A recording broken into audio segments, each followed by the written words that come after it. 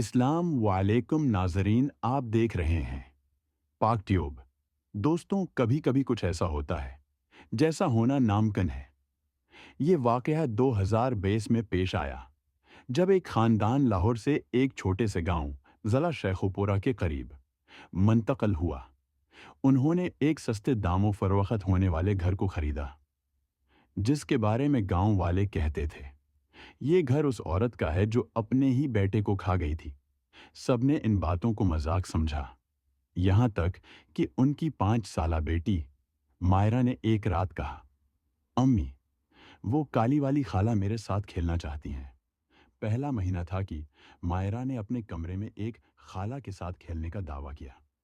उसका कहना था कि वो खाला काली चादर ओढ़ती हैं और उनके हाथों में कटे हुए नाखिन हैं। खाला के पास हमेशा एक पुराना गड़िया घर होता था, जिसमें गड़ियाएं हकीकी बालों से बनी थीं। मेरी खाला ने जब उस घर को खोलने की कोशिश की तो वो अंदर से खून के धब्बे और इंसानी बालों से भरा हुआ था। कुछ दिन गुजर चुके थे कि खानदान ने रात को ईवान में चप्पलों के खड़खड़ाने की आवाज़ें सुनना शुरू की। एक दिन सुबह उन्हें फर्श पर कीचड़ के निशानात मिले जो चप्पलों के साइज के थे। हालांकि घर के सब जोते खशक थे। सबसे खौफनाक बात यह थी कि जब उन्होंने कीमरे लगाए तो रिकॉर्डिंग में एक औरत की आवाज़ सुनाई दी, जिसने उर्दू के बजाय पुरानी संस्कृत में कहा, मेरा बेटा कहाँ है। मायरा का रवैया तब्दील हो गया। वो रात को खाने की मेज़ पर जिंदा चूहे खाने लगी और उसके कमरे की दीवारों पर उंगलियों के निशानात नजर आए, जैसे कोई उसे खींच कर ले जा रहा हो।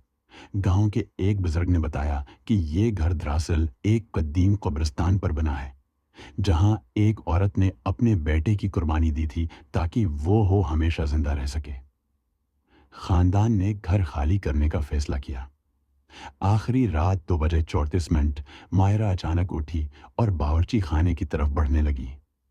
उसकी मां ने देखा कि वो चाकू से अपने हाथ पर निशाना बना रही है और मुस्कुराते हुए कह रही है। खाला कहती हैं कि अब मेरी बारी है।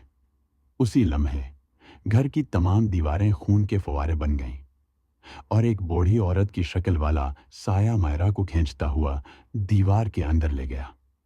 घर अब वीरान पड़ा है, मगर गांव वाले कहते हैं कि रात को वहां से बच्चे के रोने और चप्पलों की आवाजें सुनाई देती हैं।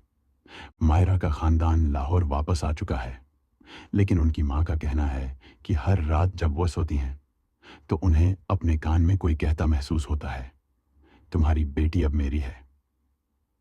ये कहानी ज़ला शेखुपुरा के मकामी लोक दास्तानों और देहातियों के बयान करदा वाक़ात से मुतासिर है। तारीखी या साइंसी तौर पर इसकी तस्दीक नहीं की जा सकती। हो सकता है ये नफ्सियाती मसाइल या माहौलियाती अवामिल का नतीजा हो। सुनने वाले अपनी अक्ल सलीम से काम लें।